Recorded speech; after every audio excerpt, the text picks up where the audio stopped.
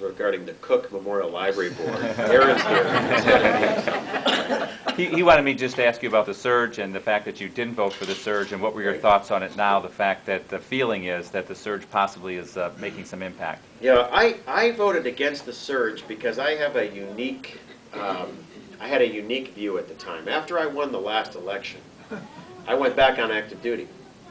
And the surge came in as a proposal from an AEI consultant named Robert Kagan. Now, in the Joint Chiefs of Staff, we don't have too many Washington Beltway bandits faxing us a deployment order. But Bob, is a respected guy, and so the Joint Staff sent it out to our two commanders in the field, General Casey, who is our commander in Iraq, and General Abizaid, who is our commander of the region. They both said no. I was in some of the discussions for the reasons why. A lot of people, when they ask, sort of where is Mark Kirk on an issue, he'll generally be pretty close to where the uniformed military is, since I serve a lot in the command center there. And there's every once in a while when the uniformed military has a different view than the President of the United States. It doesn't happen too often, but in this case it did. Well, you know what?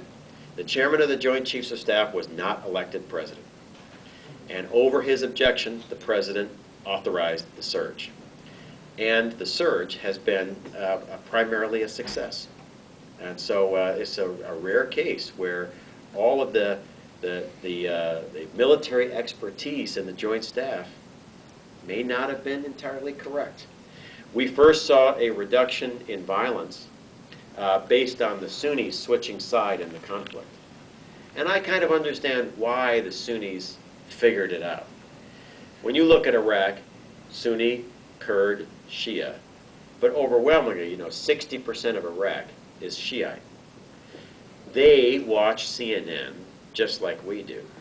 And so their assumption is, after the next U.S. presidential election, the Americans are gone. Well, they're very practical people. Baghdad is the center of Arab learning in the world.